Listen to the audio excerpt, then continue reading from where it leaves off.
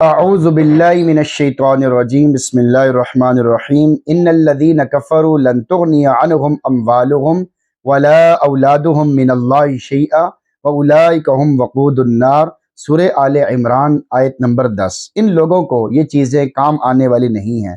ان الذین کفروا، بے شک جو لوگ کافر ہیں، یعنی وہ لوگ جنہوں نے حق کو قبول کرنے سے انکار کیا ہے، لن تغنی عنہم اموالہم، ان کے مال ان کے کچھ بھی کام نہیں آئیں گے، ولا اولادہم من اللہ شیئا، اور ان کی اولاد اللہ کے مقابلے میں ہرگز کام نہیں آئیں گے۔ یعنی کافروں کے مال اور ان کی اولاد جن پر یہ بڑا فخر کرتے ہیں اور دوسروں پر برتری ظاہر کرتے تھے، اور یہ بھی کہتے تھے وَقَالُوا نَحْنُ أَكْثَرُ أَمْوَالًا وَأَوْلَادًا وَمَا نَحْنُ بِمُعَذَّبِينَ، اور انہوں نے کہا ہم زیادہ مال والے، زیادہ اولاد والے ہیں، ہم کو نہیں عذاب ہونے والا۔ قیامت کے دن ان کو نہ تو مال فائدہ پہنچا سکے گا اور نہ ہی اولاد نفع پہنچا سکے گی، نہ ہی اللہ رب العزت کے عذاب سے چھڑا سکے گی۔ وَأُولَئِكَ هُمْ وَقُودُ النَّارِ، یہی لوگ ہیں جو جہنم کا ایندھن ہوں گے۔ یعنی وہ لوگ جنہیں ان کے مال و اولاد نے غرور میں مبتلا کر رکھا ہے اور انہوں نے حق و ہدایت سے یکسر منہ موڑ لیا اور اس کے بارے میں اندھے بہرے گونگے بنے ہوئے ہیں، ان سے بھی آگ کو بھڑکایا جائے گا اور آگ کو تیز کیا جائے گا۔ آیت کا میسج آپ کے نام، اپنا محاسبہ کرتے رہیں۔ اس آیت سے واضح ہوا کہ بعض لوگوں کو مال اور اولاد غرور میں مبتلا کر دیتے ہیں اور راہ ہدایت پر چلنے کے لیے رکاوٹ بن جاتے ہیں۔ لہٰذا مختلف قسم کی پارٹیوں والے، مال کی وسعت والے ہمیشہ اپنا محاسبہ کرتے رہیں کہ کہیں وہ اللہ رب العزت کی ان نعمتوں کی ناقدری کر کے نعمت دینے والی ذات کے ساتھ بغاوت تو نہیں کر رہے۔ اس لیے کہ مختلف قسم کی پارٹیوں کے عہدیدار اور ان کے لیڈر اللہ تعالیٰ کے سامنے اپنی پارٹی والوں کی سفارش کر کے انہیں چھڑا نہیں سکیں گے، بلکہ ہر کسی کو اپنی پڑی ہوگی۔ اب تو گھبرا کے یہ کہتے ہیں کہ مر جائیں گے، مر کے بھی چین نہ پایا تو کدھر جائیں گے۔ نمبر 2، غیر مسلموں کو دعوت الہی۔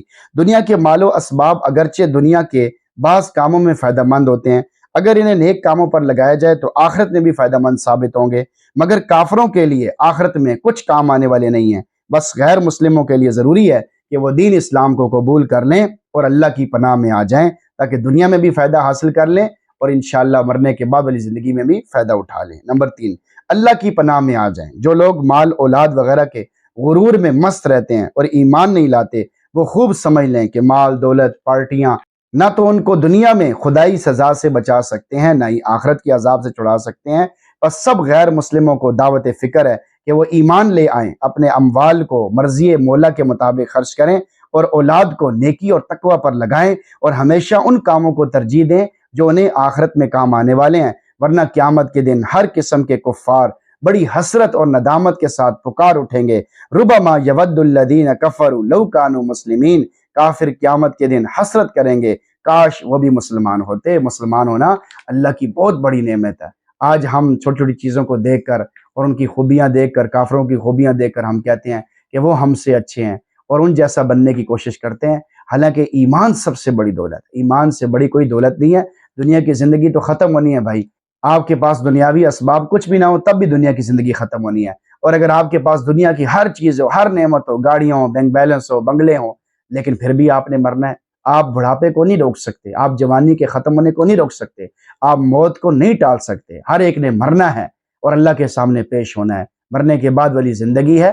اس لیے ایمان لے آئیں، اپنے ایمان کو پکاتے رہیں، اپنے ایمان کو تازہ کرتے رہیں، دنیا کی رنگینیوں سے دھوکے میں نہ پڑیں۔ دنیا ختم ہونے والی ہے، دنیا انسان کو اللہ سے دور کرتی ہے۔ اگر انسان اس میں بہت زیادہ لگ جائے تو پھر نمازیں بھی چھوڑ دیتا ہے، اللہ کو راضی کرنا بھی چھوڑ دیتا ہے، اور اگر اللہ کو ناراض کیا ہے تو پھر کیا کام آئے گا؟ کچھ بھی کام نہیں آئے گا۔ مرتے ہی آدمی کی پٹائی شروع ہو جائے گی، دنیا میں بھی تکلیف آئے گی، پریشانی آئے گی، آدمی مستقل طور پہ پریشان ہوگا۔ ورنہ مسلمان ہو، ایمان والا ہو، نماز پڑھنے والا ہو، قرآن پڑھنے والا ہو، والدین کا احترام کرنے والا ہو اور مستقل پریشان ہو، یہ نہیں ہو سکتا۔ اللہ تعالیٰ مستقل طور پر پریشان نہیں رہنے دیتے۔ مستقل پریشانی تو کفار کے مقدر میں ہوتی ہے کہ وہ قدم قدم پہ خودکشیاں کرتے ہیں۔ اگر ایمان والا بھی، مسلمان بھی خودکشی کی نیت کر رہا ہے تو اس کی وجہ یہ ہے کہ یہ مستقل طور پہ اللہ کی نافرمانی میں لگا ہوا ہے۔ تو ہم توبہ استغفار کرتے رہیں اور اپنے ایمان کی قدر کرتے رہیں، اللہ سے معافی مانگتے رہیں۔ اللہ تعالیٰ سے دعا اللہ تعالیٰ ہمیں عمل سمجھ توفیق عطا فرمائے اور ہم سب کو قرآن پڑھنے، سننے، سمجھنے کا بھی اہتمام نصیب فرمائے۔ آمین۔